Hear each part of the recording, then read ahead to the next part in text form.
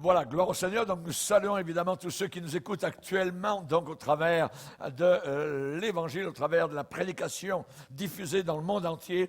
Que le Seigneur soit béni. Donc nous saluons donc nos frères et sœurs qui nous écoutent en Afrique, en Europe, dans les îles du Sud. Que Dieu continue donc à nous protéger et nous garder. Voilà, nous allons aller dans le livre des Nombres. Le livre des Nombres dans la Bible au chapitre 32 et nous allons lire quelques versets. Le titre du message, il vous retrouvera un jour ou l'autre.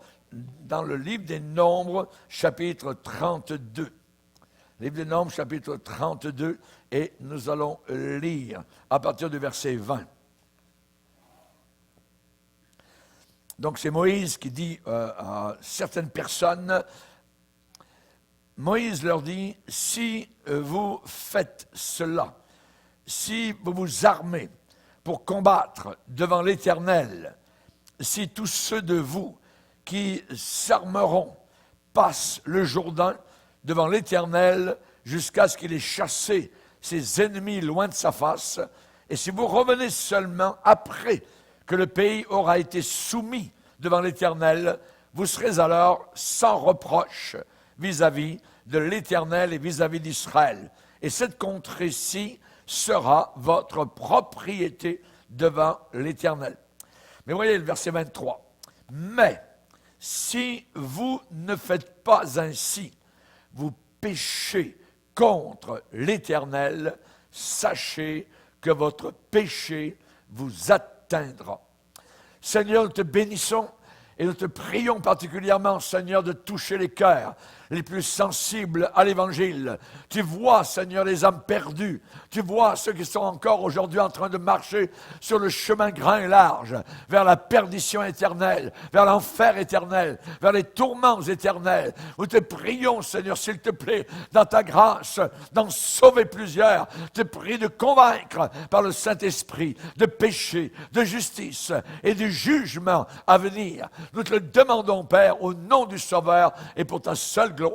Amen et Amen. Et tout le peuple dit Amen.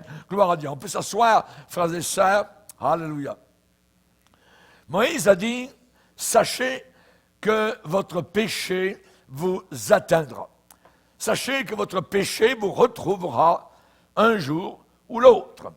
Et nous avons évidemment beaucoup d'exemples. Vous savez donc l'histoire du boomerang. Quand on lance un boomerang, il fait il arrive sur un obstacle et toc, il revient. Il peut revenir jusqu'à la personne qui l'a donc lancé. Le péché agit exactement de la même manière. Une sorte de lancer. On pêche et ensuite il y a un retour. Il y a un comeback, il y a, je dirais, le retour donc du péché. J'aimerais vous donner quelques exemples pour vous faire comprendre que ça se passe ici ou ailleurs. Il y a déjà eu donc des gens qui ont volé dans des magasins. Et un jour, il y avait un grand magasin et un homme donc a saisi un réveil matin et il l'a caché rapidement sous son manteau. Et ensuite, il s'est dirigé à pas, je dirais, rapide vers la porte de sortie à grandes enjambées. Et soudain, voilà que la sonnerie, vous voyez, s'est mise à sonner.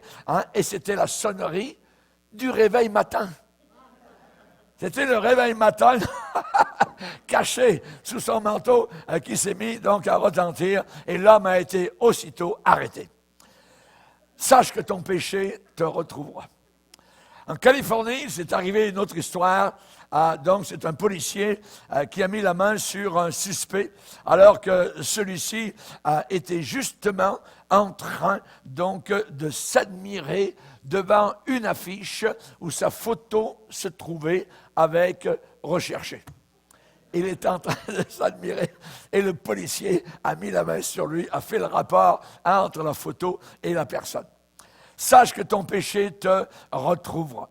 Un jour, quelqu'un, on avait volé dans sa voiture donc un radio, les autoradios qu'il y a dans les voitures, et la personne donc arrive à sa voiture, l'autoradio a disparu. Il fait passer ensuite, durant la semaine, à une petite localité, dans le journal, une annonce donc pour le remplacer, disant évidemment donc qu'il en avait besoin.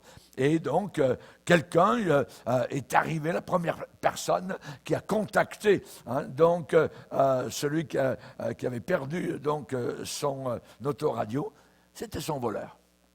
C'est le voleur qui l'a contacté, dit « Oui, je pourrais vous aider, tout ça, si vous avez besoin d'un autoradio. » tout ça. C'était le voleur. La Bible dit que votre péché, qu'il soit collectif ou qu'il soit individuel, tôt ou tard, un jour ou l'autre, à un endroit ou un autre, va vous retrouver. C'est ce que la Bible dit. Sachez que votre péché vous atteindra. Et là, il y a un principe très important que nous devons tous savoir. C'est bon, évidemment, pour nous chrétiens qui avons la crainte de Dieu, mais aussi, évidemment, pour ceux qui ne sont pas sauvés, qui ne connaissent pas le Seigneur. Évidemment, nous avons besoin de savoir, tout d'abord, ce qu'est le péché. C'est quoi le péché? Le péché, c'est simplement tout ce qui est contraire à la loi de Dieu. Tout ce qui est contraire, donc, aux 10 commandements que Dieu nous a donnés dans Exode 20. Tu n'auras pas d'autre Dieu devant ma face. Si vous avez un autre Dieu que le Seigneur, que l'Éternel, alors vous avez péché. Tu ne te feras pas d'image taillée, ne te prosterneras pas devant une image taillée. Si vous agenouillez et parlez à une statue, qu'elle soit de Marie, qu'elle soit de Saint Paul ou du pape, eh bien, vous êtes en train de pécher. Vous êtes en train de pécher. La Bible déclare cela. Tu ne prendras pas le nom de l'Éternel, ton Dieu, en vain. Si vous blasphémez, vous péchez. Souviens-toi du jour du repos. C'est-à-dire qu'il y a un jour par semaine, normalement, où nous le dédions, le consacrons au Seigneur. Honore ton père et ta mère, afin que tes jours se prolongent. Si vous déshonorez votre père et votre mère, si vous blasphémez contre eux, alors vous avez péché. Tu ne tueras pas. Ça veut dire que si, par exemple, vous vous êtes fait avorter, eh bien, vous avez péché, vous avez tué une personne dans votre sein. Tu ne commettras pas adultère. On peut suivre, évidemment, donc, tous les commandements du Seigneur. Tu ne voleras pas, tu ne porteras pas de faux témoignages, tu ne convoiteras pas, donc, et ainsi de suite. On voit que tout cela, si quelqu'un fait cela, et nous l'avons tous fait, eh bien, nous avons péché. Nous avons péché. La loi condamne le péché. Et tout ce qui est contraire au sermon sur la montagne, dans l'évangile de Matthieu, ça aussi, c'est péché. Et la Bible dit, sache que ton péché te retrouvera. Jean, l'apôtre, dans sa première épître, va donner une définition du péché. Une définition. Et en quelques mots, il va la donner. Le péché, c'est la transgression de la loi de Dieu. Transgresser. Transgresser est un mot qui vient du latin trans et gressere, qui veut dire passer par-dessus. Par exemple, la Transcanadienne est une autoroute qui traverse, qui passe par-dessus toutes les provinces canadiennes. La Transcanadienne. Et la transgression, c'est passer par-dessus, donc, tous les commandements de Dieu, se ficher totalement de ce que Dieu a déclaré. C'est ça, le péché. Et nous sommes nés dans ce monde dans un état de pécheur.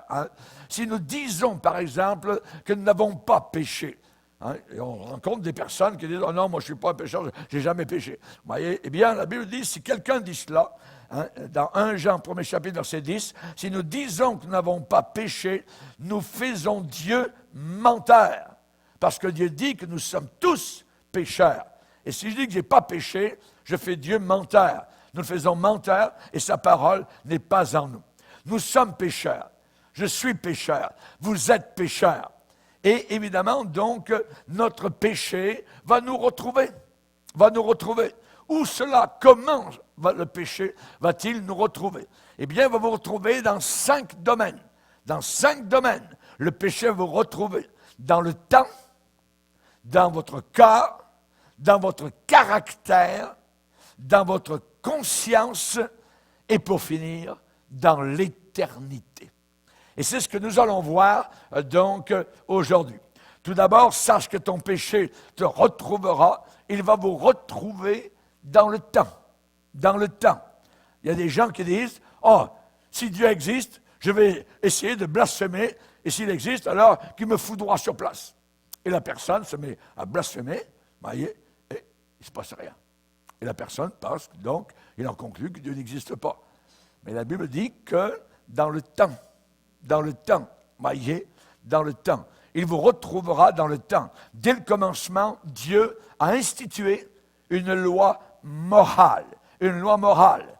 La nature et la race humaine ont été créées en harmonie avec cette loi.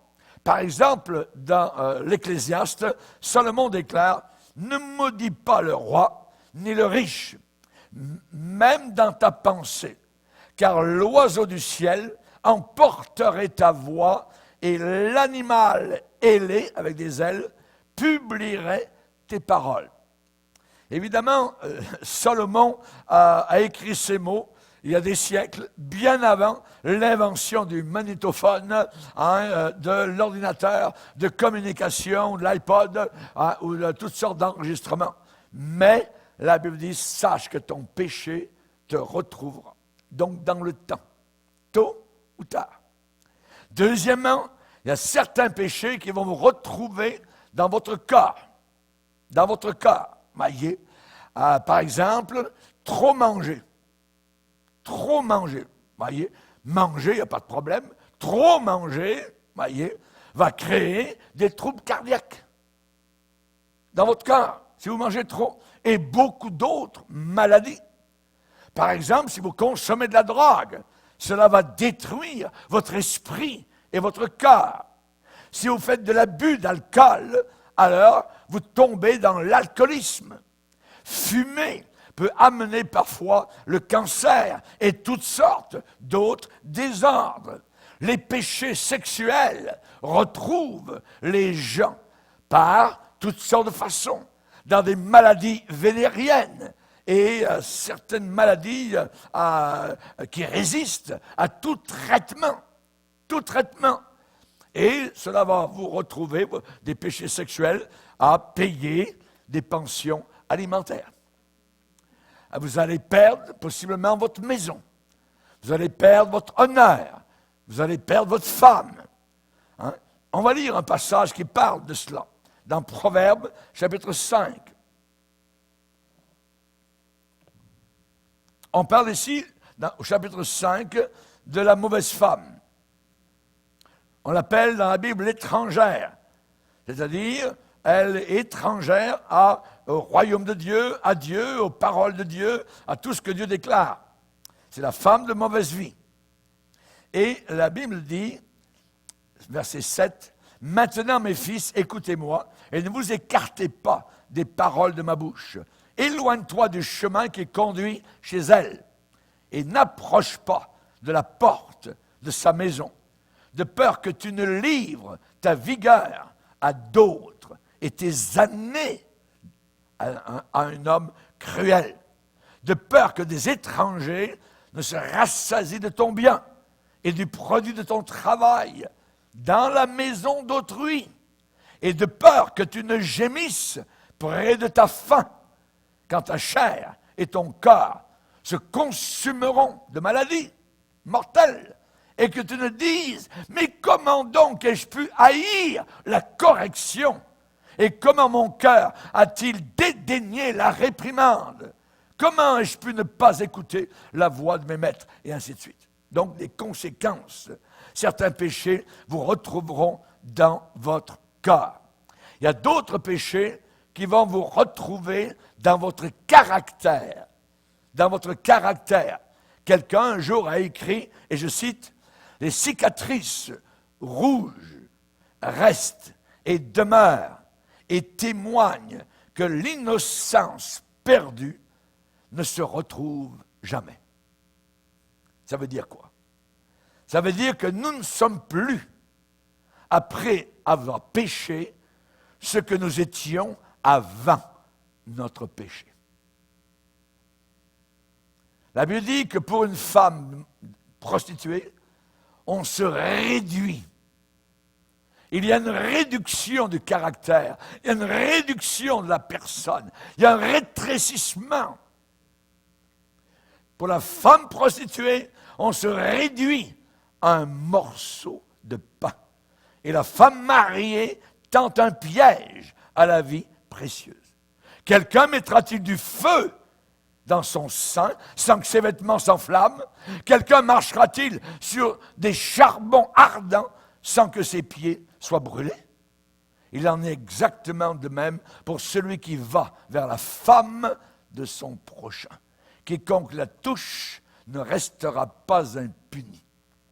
Donc, on voit qu'il y a des conséquences. Et les conséquences peuvent se retrouver, évidemment, dans le caractère. Réduction à un morceau de pain. Quand, je ne sais pas si vous avez déjà vu des modèles réduits d'avions. Vous avez le vrai avion, le Boeing, et vous avez le modèle réduit. C'est très réduit, c'est un petit bidule qui n'est pas plus grand que ça. Mais par rapport à la vraie chose, c'est bien différent. Si tu es marié, reste marié. Aime ton épouse. Reste fidèle, passe au travers des tentations que le diable voudrait que tu tombes dans cela. Votre péché va affecter non seulement vous-même, mais vos enfants et les enfants de vos enfants. La Bible dit dans Exode 20, sous la loi, l'Éternel punit la faute des pères sur les fils jusqu'à la 3e et 4e génération de ceux qui haïssent Dieu. N'haïssez jamais le Seigneur. Il ne vous a jamais fait aucun mal. Il vous aime. C'est quelqu'un qui vous hait, c'est Satan. Et il vous veut du mal. Vous savez, il y a un slogan anti-alcoolique qui déclare « Les parents boivent, glou, glou, glou, et ce sont les enfants qui trinquent. » Et là, évidemment, il y a une grande, grande vérité. Donc, Moïse a dit, il vous retrouvera un jour ou l'autre, dans le temps, dans votre cœur, dans votre caractère, et votre péché vous retrouvera dans votre conscience. Dans votre conscience. La Bible dit que nous avons un moniteur intérieur, une sorte de bidule, je dirais, que Dieu a créé, qui s'appelle conscience. Nous avons tous, à l'intérieur de nous, une conscience. Et la Bible dit dans l'Épître aux Romains, par rapport à certaines situations, eh bien, il est dit que la loi est écrite dans leur cœur. C'est-à-dire qu'ils savent que mentir, c'est pas bien. Que voler, c'est pas bien. Que prendre la femme d'un autre, c'est pas bien. Oui. La loi est écrite dans leur cœur. Et leur conscience, en rendant témoignage, et leur pensée s'accusant ou se défendant tour à tour. C'est-à-dire qu'au travers de la conscience, si nous agissons bien, notre conscience va nous défendre, va nous approuver. Mais si nous agissons mal, à ce moment-là, nos pensées vont nous accuser. Notre conscience pointe un doigt accusateur sur nos propres vies. D'où vient votre conscience? C'est Dieu qui vous l'a donnée pour vous prévenir que votre péché va vous retrouver. Pour vous prévenir que votre péché va vous retrouver. La conscience, c'est comme une sorte de détective privé qui surveille chacun de vos pas et vos moindres gestes. Votre conscience. Vous n'avez pas besoin de quelqu'un ou d'un pasteur qui fait les gros yeux ou d'un policier ou quoi que ce soit. Non, ou d'un juge. Votre conscience, elle va vous parler. Et elle peut parler le jour et la nuit, sans se fatiguer. Sans se fatiguer. La Bible dit que votre conscience, elle peut bouger. Elle peut changer. Votre conscience peut s'endurcir. Votre conscience peut s'émousser. au point de vous donner l'expression que l'on emploie en langage courant, avoir mauvaise conscience. C'est-à-dire que votre conscience peut devenir dure.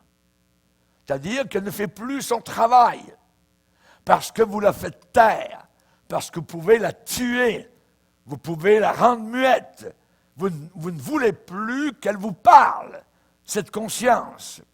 Et c'est la raison pour laquelle la Bible dit « Ayons les cœurs purifiés d'une mauvaise conscience. Ayons les cœurs lavés de toute mauvaise conscience. » Par exemple, on sait que le Seigneur a déclaré, il redit l'expression 3 fois dans l'Épître aux Romains, par rapport à ces hommes qui se sont pensés sages et sont devenus fous et ont changé la gloire de Dieu en représentant des images de l'homme. Et on voit aujourd'hui que l'homme est devenu le roi. On appelle cela le narcissisme, c'est-à-dire que l'homme, s'adore. L'homme se regarde son nombril, il s'aime. Et vous avez dans les magasins et les magazines toutes sortes de revues qui disent en première page comment s'aimer soi-même, et ainsi de suite. Vous voyez, cela c'est du narcissisme, c'est de l'orgueil, c'est Dieu de côté, c'est d'endurcir la conscience contre le péché. Alors que le péché nous condamne. Et par rapport à cela, la Bible déclare que certaines personnes, par rapport à leur convoitise, qui déshonorent leur propre corps, Dieu les a livrés à l'impureté. Ça veut dire Dieu les a livrés, en anglais, dans la version King James, c'est « God gave them up ». Dieu les a abandonnés à leur passion infâme. Ça veut dire qu'ils sont abandonnés de Dieu. Dieu les a abandonnés donc à leur passion. Et ils ont adoré la créature, ils ont servi la créature au lieu du Créateur. Ne faisons jamais l'erreur dans ce cas-là. Par exemple, vous avez le Pharaon, vous vous rappelez l'histoire de Pharaon en Égypte avec Moïse qui demandait que le peuple d'Israël sorte. Eh bien, il est dit au départ, dans le rapport historique biblique, que Pharaon endurcit son cœur. Donc, il a fait en sorte que sa conscience se taise. Il l'a rendue muette, il l'a bâillonnée littéralement pour qu'elle ne parle plus. Pharaon endurcit son cœur. Mais au long de l'histoire, au fur et à mesure, par rapport aux événements de Dieu, aux événements miraculeux, au jugement qui tombait sur son pays, il s'endurcissait de plus en plus. Et l'histoire finit en disant, Dieu endurcit le cœur de Pharaon. Et là, ce n'est plus Pharaon qui endurcit son cœur, c'est Dieu qui l'abandonne à lui-même et qui endurcit littéralement sa conscience. Je vais vous parler d'un philosophe français très connu. Donc, même à côté de la Suisse, il y a une ville qui porte son nom, Voltaire. C'est un homme adulé, un homme que tous les Français, Françaises et dans le monde francophone étudient. C'est merveilleux, c'est un grand homme. Quel homme heureux il était. C'est formidable. Moi, j'aimerais vous parler de sa fin. Comment il a fini. Il est mort en 1778. Voltaire, un jour à Paris, était enivré de ses succès et il avait monté une pièce, une représentation nouvelle. Donc, il était en train de la faire représenter et à la fin de la représentation, M. Voltaire s'est avancé sur l'estrade devant la foule, évidemment, d'admirateurs qui l'ont acclamé. Il a été l'objet d'une ovation, de nombreux applaudissements qui ont duré longtemps. La foule donc s'est levée pour l'acclamer avec un si grand enthousiasme que Voltaire, sur le devant de la scène, s'est écrié à la foule en disant « Vous voulez donc me faire mourir de plaisir ?» Et à ce moment-là, par une curieuse coïncidence, il a eu une violente hémorragie. Et ses jours ont été en danger. Ses amis ont accouru pour le soutenir dans ses derniers moments, 10 d'euros, d'Alembert, Marmontel.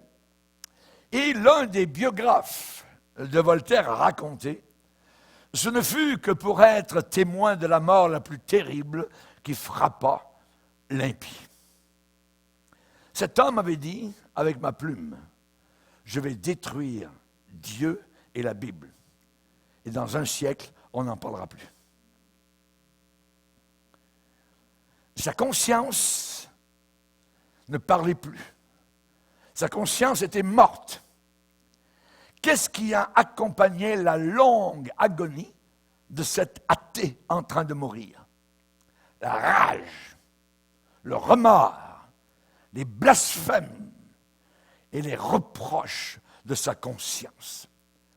Voltaire maudissait ses amis et, je cite, il criait « Retirez-vous, partez d'ici.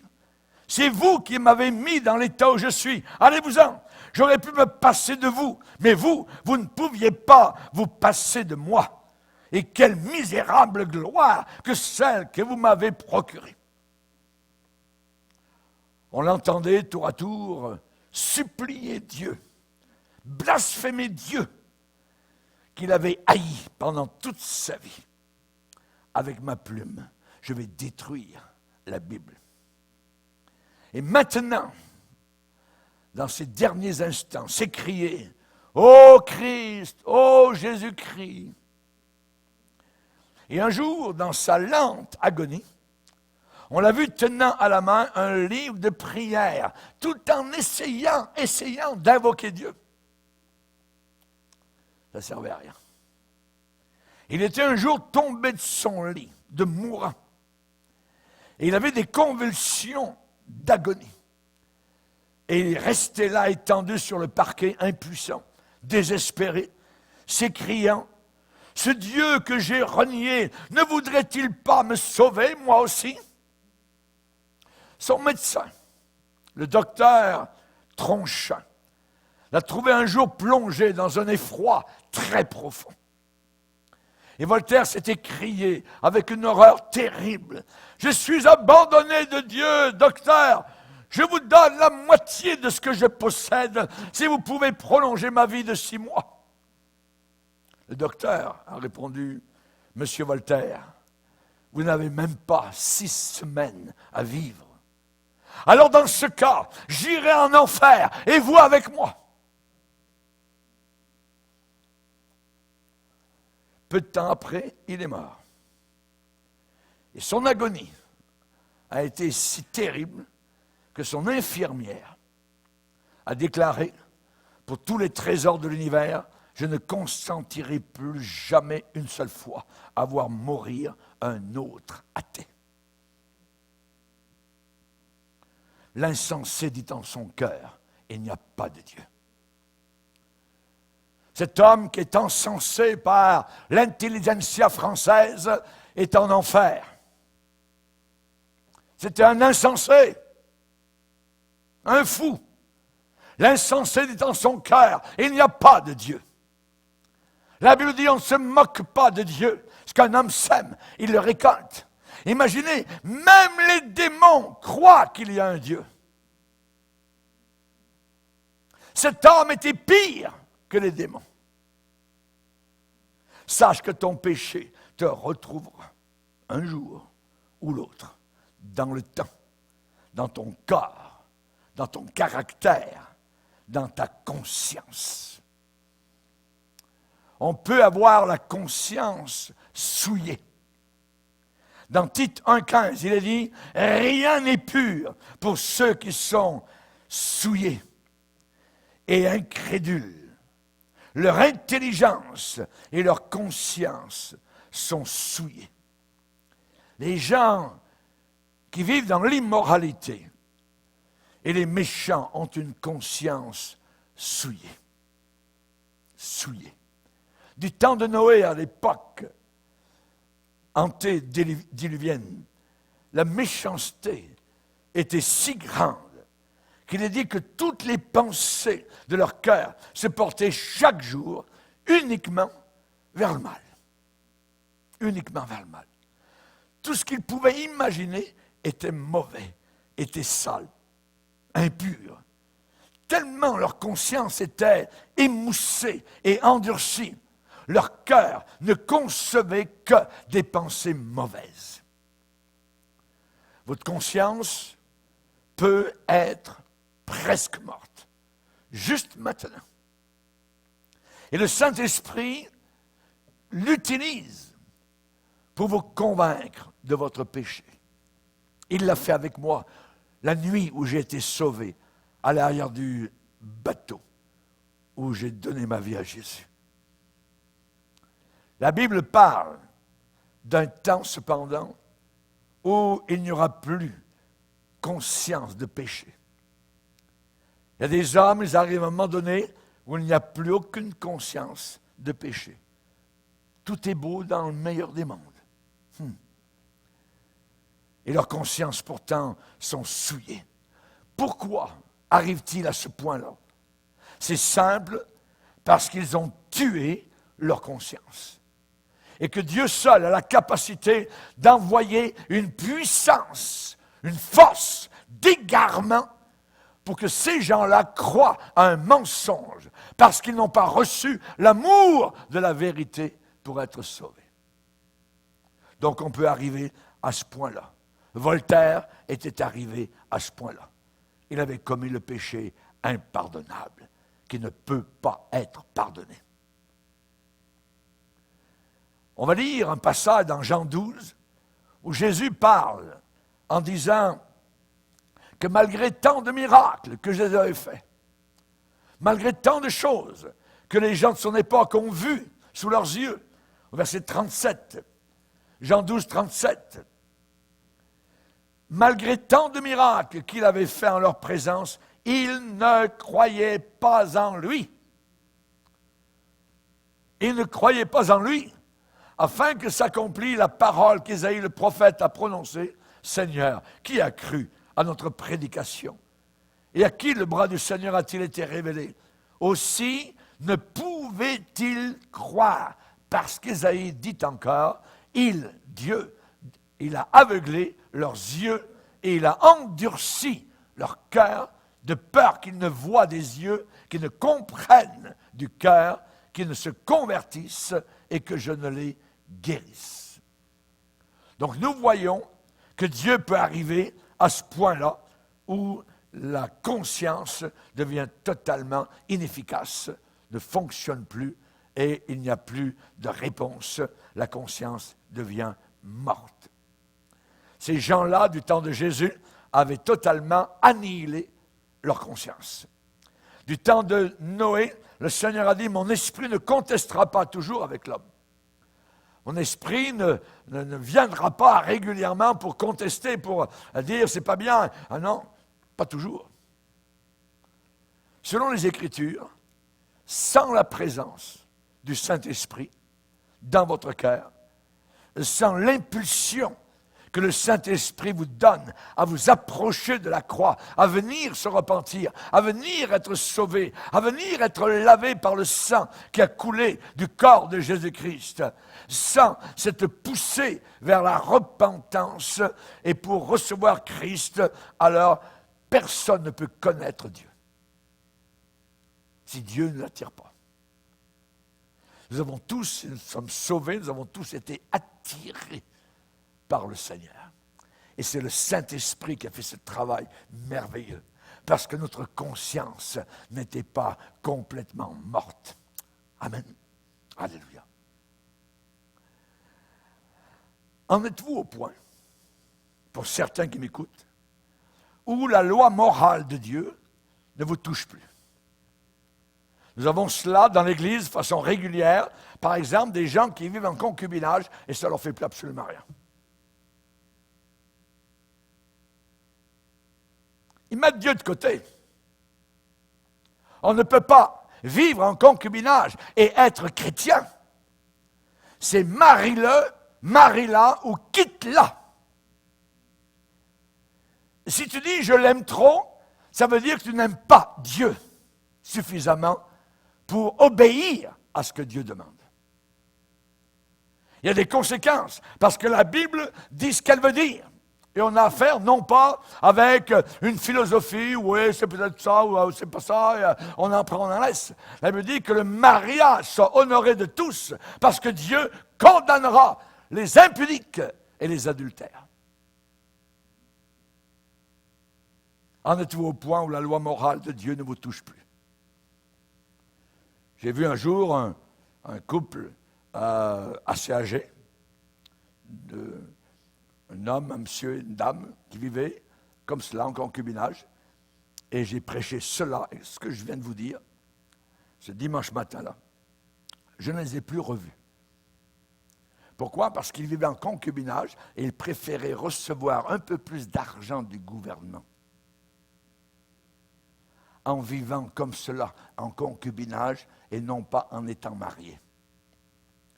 Donc, quand vous placez les valeurs spirituelles par rapport aux valeurs matérielles actuelles, vous allez voir si la balance penche du côté du matériel et que les valeurs spirituelles sont trop légères pour vous, vous êtes en danger. En grave danger. Parce qu'à ce moment-là, votre conscience ne vous parle plus. Vous préférez l'argent de ce monde, préférez la convoitise de ce monde. Je préfère vivre dans une cabane avec même pas un parquet, vivre sur de la terre sèche, voyez, et vivre là jusqu'à la fin de mes jours et aller au ciel, que de vivre dans un palais, voyez, miroitant et descendre en enfer, parce que Dieu a dit qu'il jugerait, qu'il condamnerait ceux qui méprisent le mariage. Nous vivons dans une génération semblable. Et dans l'Église est infiltrée de toutes parts par ces gens-là qui se pensent de bons chrétiens. Et le Seigneur va dire à certains, je ne vous ai jamais connus, ouvriers d'iniquité. Rappelez-vous Matthieu chapitre 7, relisez-le. C'est un chapitre à faire trembler. Je ne vous ai jamais connus. Autrefois, peut-être, vous étiez gêné quand vous disiez un mensonge. Et des rougeurs montaient à votre visage quand vous mentiez.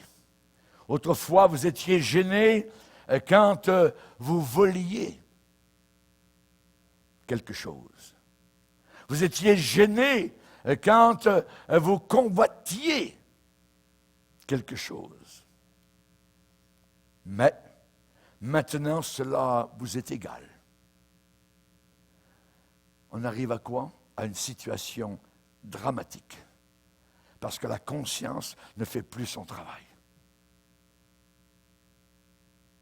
La conscience ne travaille pas comme elle devrait. À ce moment-là, ce qui arrive, c'est que Dieu vous abandonne à votre solitude. God gave them up. Dieu les a livrés à l'impureté. C'est dramatique. Vous pouvez continuer à cette manière-là, en prenant du bon temps, comme vous le pensez. Mais soyez tranquille, votre péché vous retrouvera. Vous retrouvera.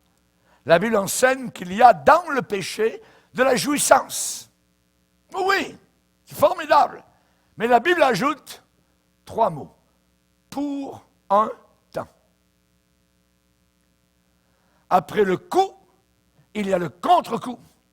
Après que le boomerang est lancé, il y a le retour. Bang! Et ça va vous faire mal. Vous allez pleurer. Le Saint-Esprit se sert de la conscience pour convaincre. La plus petite coïncidence peut vous paraître la preuve que quelqu'un est au courant de votre secret. Vous avez peur, vous commencez à vivre dans la peur. Et votre conscience vous rend esclave de la peur et vous accuse d'avoir commis une mauvaise action. C'est arrivé avec Adam et Ève. Ils sont cachés après la chute. Akan a volé le beau manteau de Shinéar, babylonien. Il l'a caché dans sa tente. Et le boomerang est revenu contre lui. Il a été découvert par la puissance du Saint-Esprit qui résidait dans le leader Josué.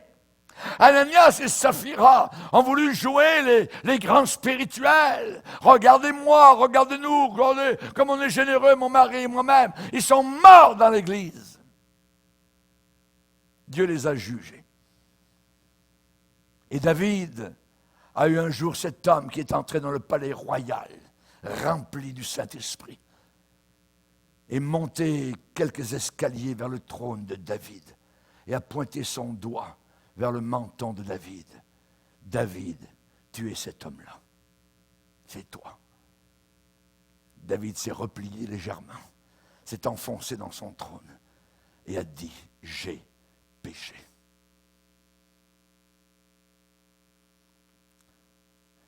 Quand la conscience est blessée,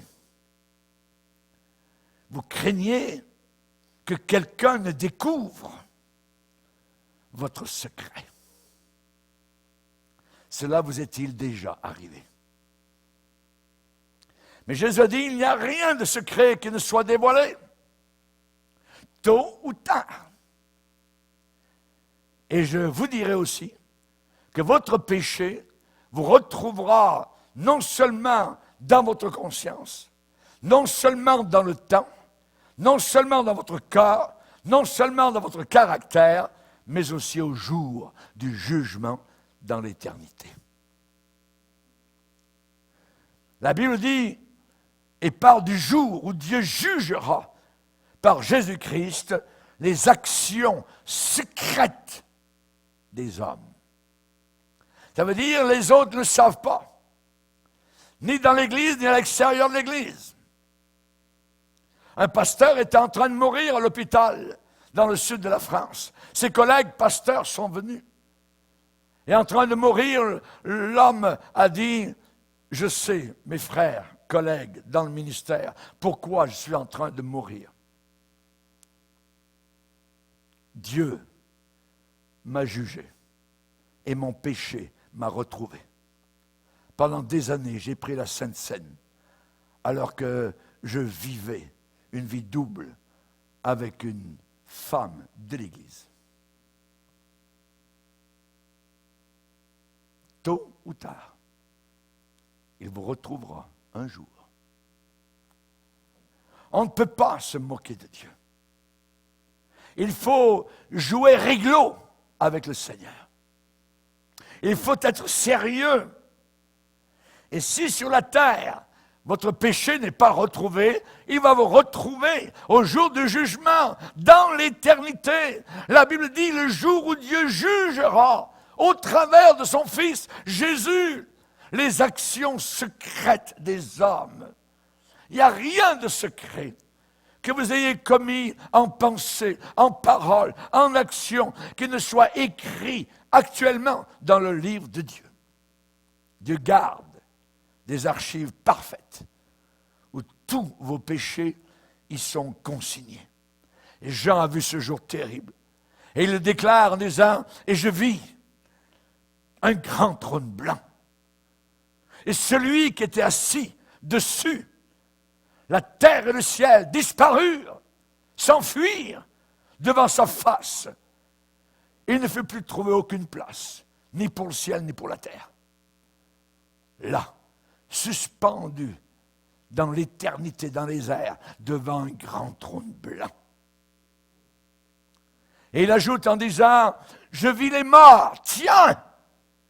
Je pensais qu'après la mort, on était comme un animal, il n'y avait plus rien. Ils reviennent, ils sont là. Je vis les morts, les grands de ce monde qui sont morts. Et les petits de ce monde qui sont morts, se tenaient devant le trône et des livres furent ouverts. Nous y sommes. Et il est dit que les morts furent jugés, condamnés selon leurs œuvres, d'après ce qui était écrit dans ces livres. Ça veut dire que tous les jours, Dieu écrit. Il écrit. Les actions secrètes des hommes, ces archives sont exactes et précises. Au jour du jugement, la personne pourra dire, « Mais Seigneur, je n'ai pas fait cela. » Gabriel, ouvre le livre. Qu'est-il écrit? « Mais ce n'est pas ça que je voulais dire. » Dieu aura votre dossier selon la Bible et vous serez condamnés par vos propres paroles. Vous ne pourrez jamais accuser Dieu d'être injuste.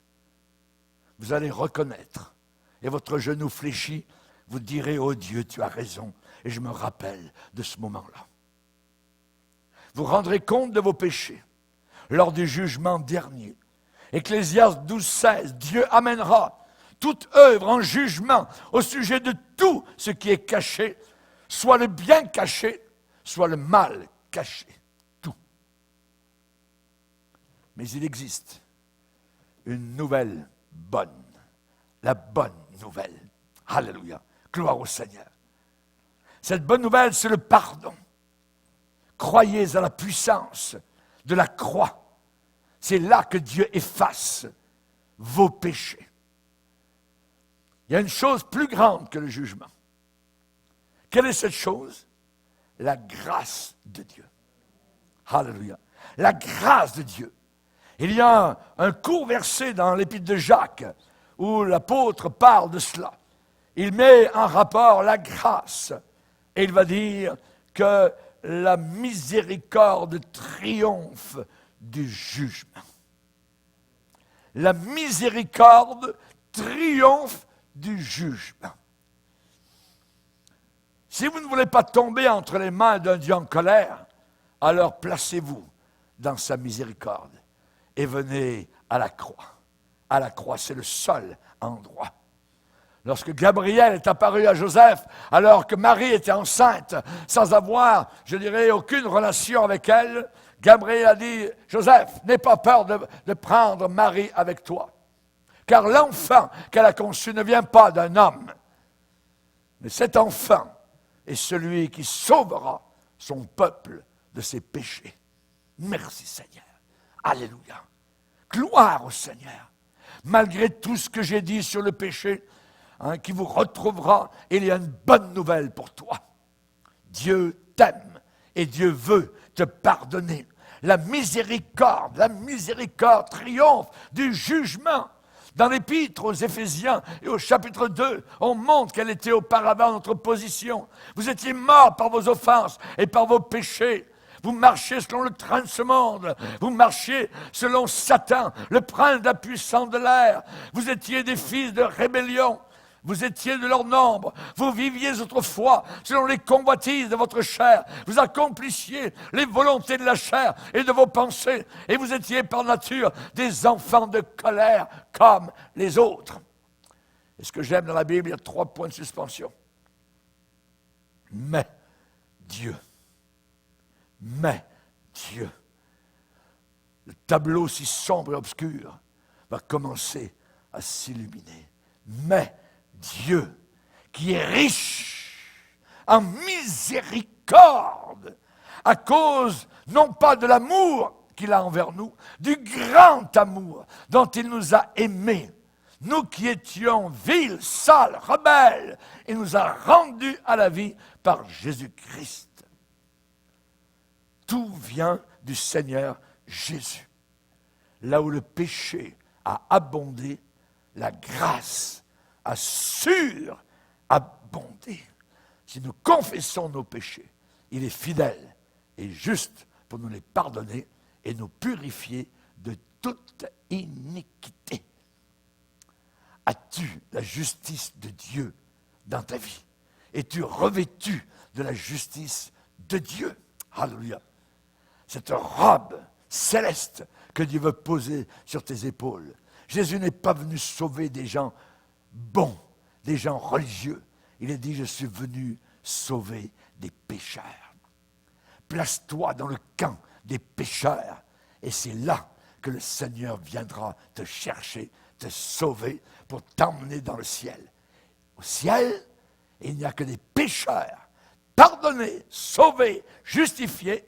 Et en enfer, il n'y a que des pécheurs qui n'auront pas voulu de la croix et du sang de Jésus-Christ. Baissons nos têtes et prions le Seigneur. Nous voulons te bénir. Nous voulons t'adorer. Nous voulons te glorifier, Père. Nous ne voulons pas mourir comme Voltaire. Nous ne voulons pas mourir dans nos péchés. Nous ne voulons pas mourir comme le brigand non repentant. mais nous voulons mourir comme le brigand repentant. Nous te bénissons. Merci Jésus, pour tant de miséricorde et de grâce. Nous ne méritons rien, tel que nous sommes. Nous venons à toi. Toi, Seigneur, qui as pitié des pécheurs. Tu es venu pour sauver les pécheurs. Tu as dit, je ne suis pas venu pour ceux qui se portent bien. Je suis venu pour les malades. Nous te bénissons. Le péché nous a rendus malades. Et nous te glorifions, Père, pour la joie que nous avons maintenant de regarder vers toi, librement, Seigneur, vers un sauveur, au nom puissant de Jésus. Amen. Et tout le peuple dit, Amen, Amen. Gloire à Dieu.